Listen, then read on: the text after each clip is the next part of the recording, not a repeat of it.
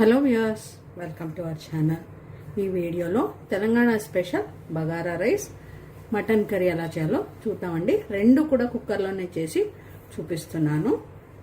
Cooker వేడెక్కిన తర్వాత 3 స్పూన్ల నూనె పోయాలి. ఇది నేను ఒక ½ కేజీ రైస్ చేస్తున్నాను. మీరు కావాలంటే ఎక్కువ కూడా వేసుకోండి.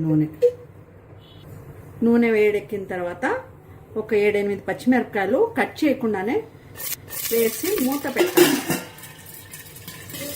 పచ్చిమిరపకాయలు చిటపటం అన్నాక బిర్యానీ ఆకు, కొద్దిగా దాల్చిన చెక్క, 5 ఇలాచీలు, 5 మిరియాలు, 5-6 కబాబ్ చీనీలు, స్టార్ అనీస్ ఇది వేసి వేగిన తర్వాత కొద్దిగా సాజీరా, సన్నగా కట్ చేసుకున్న 2 ఉల్లిపాయలను వేసుకోవాలి. ఇలా ఉల్లిపాయలు దోరగా వేగిన తర్వాత కొద్దిగా పుదీనా వేసి మళ్ళీ కలపాలి.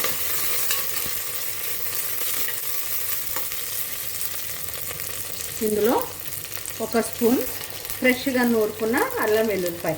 ఒకవేళ మీ దగ్గర ఫ్రెష్గా లేదనిపిస్తే మీ దగ్గర ఏ పేస్ట్ ఉంటే అది వేసుకోండి. అల్లం వెల్లుల్లిపాయ పచ్చివాసన పోయేంత వరకు దీన్ని వేగనివ్వాలి.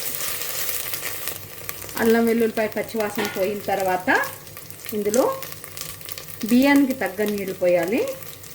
1 డబ్బా బియ్యానికి 1.5 డబ్బా నీళ్ళు పోస్తే సరిపోతుంది.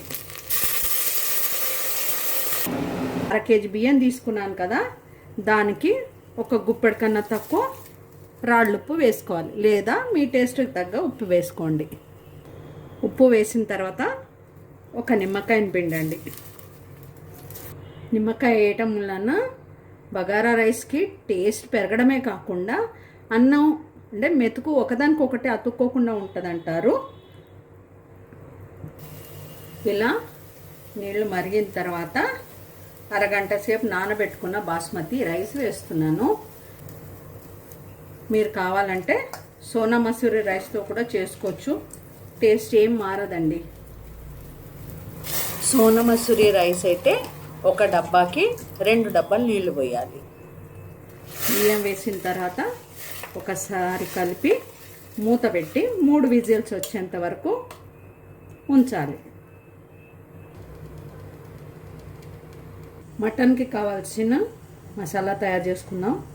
1 స్పూన్ ధనియాలు, 1/2 స్పూన్ జీలకర్ర వేయించుకోవాలి.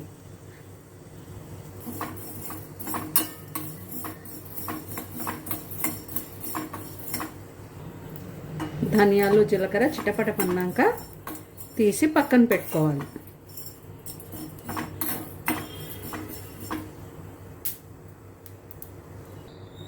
మసాలాలు కొద్దిగా దాల్చిన చెక్క, జాపత్రి, 4-5 ఇలాచీలు, 5-6 లవంగాలు, కొన్ని మిరియాలు, ఇవి దోరగా వేయించుకుని వీటిని సపరేట్గా పౌడర్ చేసుకోవాలి. ఇందులో కొద్దిగా సాజీర కూడా వేయాలి.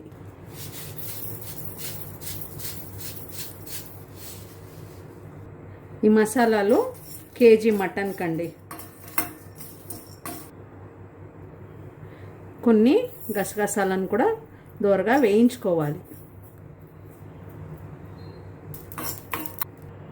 కొద్దిగా ఎండు కొబ్బరిని తీసుకుని చిన్న ముక్కలుగా కట్ చేసి దీన్ని కూడా వేయించుకోవాలి. మీ దగ్గర ఎండు కొబ్బరి లేకపోతే ఎండు కొబ్బరి పొడి ఉంటే కనుక ఆ ఎండు కొబ్బరి పొడిని కూడా ఇలా వేయించుకుని గసగసాలు, ధనియాలు, జీలకర్రతో పాటు పేస్ట్ చేసుకోండి.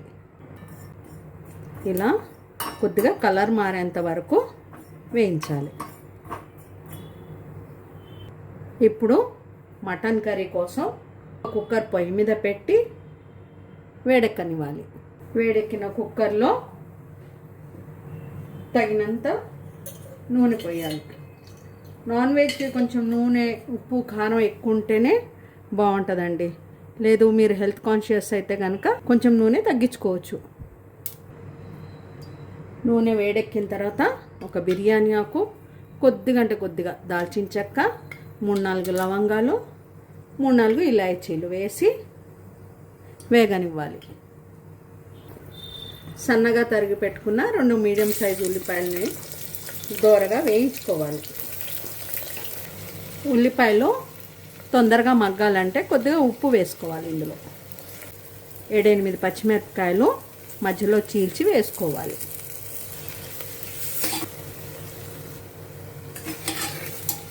ఇలా ఉల్లిపాయలు మగ్గిన తర్వాత అల్లం వెల్లుల్లిపాయ పేస్ట్ వేసుకోవాలి.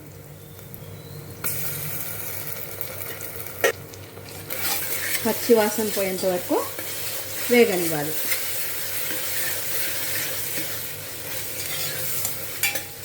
అల్లం వెల్లుల్లిపాయ పచ్చివాసన పోయిన తర్వాత శుభ్రంగా కడిగిన మటన్ని వేయాలి.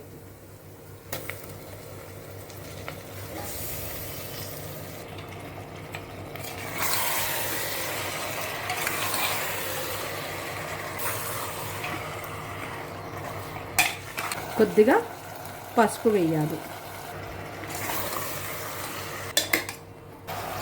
నీళ్ళు ఇంకుతున్నాయి. ఇప్పుడు ఇందులో తగినంత కారం వేసుకోవాలి. నేనైతే 3 స్పూన్ల కారం వేస్తున్నానండి. ఎందుకనంటే నాన్ వెజ్లో కొద్దిగా కారం ఉంటేనే బాగుంటుంది.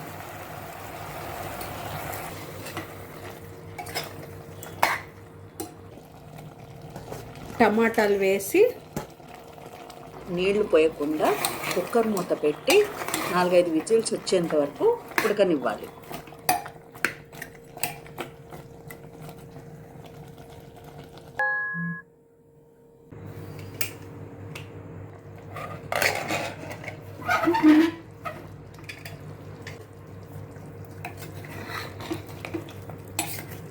చూసారా, నీళ్ళు పోయకపోయినా కూడా ఎన్ని నీళ్ళు వచ్చినాయో ఇందులోకి. నేను చాలా తక్కువ నూనె పోసాను కాబట్టి హోటల్లో లాగా పైన నూనె తేలట్లేదు చూడండి.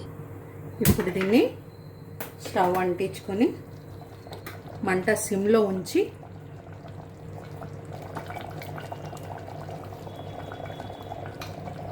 కొబ్బరి గసగసాలు ధనియాల జీలకర్ర పేస్ట్ వేయాలి. తగినంత ఉప్పు వేయాలి. ఆల్రెడీ బగారా రైస్లో ఉప్పు ఉంది కాబట్టి ఇందులో కొంచెం చూసి వేసుకోవాలి. ఇది చాలా రుచిగా ఉంటుందండి. ఇది పూరి చపాతీతో కూడా చాలా బాగుంటుంది. ఈ కొబ్బరి గసాలు ఉడికిన తర్వాత ఇలా నూనె తేలుతుంది. అప్పుడు చింతపండు నీళ్ళు పోయాలి. చింతపండు మీకు ఇష్టం లేదనిపిస్తే పెరుగు వేసుకోండి. దేని టేస్ట్ దాందే. పుల్లటి పెరుగు అయితే బాగుంటుంది. చింతపండు పులుసు పోసిన తర్వాత పైన నూనె తేలేంత వరకు మంట సిమ్లోనే ఉంచి పొయ్యి మీద మూత పెట్టి ఉడకనివ్వాలి. అప్పుడు ముక్కలకి పులుపు బాగా పడుతుంది. పైన నూనె తేలుతుంది చూడండి. ఇప్పుడు కొత్తిమీర, కరివేపాకు, కొద్దిగా పుదీనా వేసి 2 నిమిషాలు వదిలేయాలి. దీన్ని ఇలాగే మూత పెట్టి. ఇది స్టోన్ ఫ్లవర్ అండి. అసలు యాక్చువల్గా బగారా రైస్లో వేయాలి, అప్పుడు లేదు. ఇప్పుడు తెప్పించాను. ఆ ఫ్లేవర్ రావడానికి ఇప్పుడు మటన్ కర్రీలో వేస్తున్నాను. ఈ స్టోన్ ఫ్లవరు బగారా రైస్లో వేస్తేనే ఫ్లేవర్ చాలా బాగుంటుంది మటన్ కర్రీలో కన్నా. ఇది వేసిన తర్వాత కొద్దిగా గ్రైండ్ చేసుకున్న గరం మసాలా వేసి ఒకసారి ఇలా కలిపేసేసి మూత పెట్టి స్టవ్ ఆర్పేసేయాలి. ఈ కర్రీ ఇమీడియట్గా తినే కన్నా ఒక అరగంట తర్వాత ఆగి ముక్కకి ఉప్పు, కారం, పులుపు, మసాలాలు పట్టిన తర్వాత తింటే ముక్క చాలా రుచిగా ఉంటుంది. కర్రీ పైన కొంచెం కొత్తిమీర, కరివేపాకు, ఫ్రైడ్ ఆనియన్ వేసుకుంటే టేస్ట్ ఇంకా సూపర్గా ఉంటుందండి. ఇది కనుక మీకు నచ్చితే లైక్ చేయండి, షేర్ చేయండి, కామెంట్ చేయండి. మొదటిసారి కనుక మన ఛానల్ని చూస్తుంటే ఛానల్ని సబ్స్క్రైబ్ చేసుకోండి. Thank you once again for watching our channel.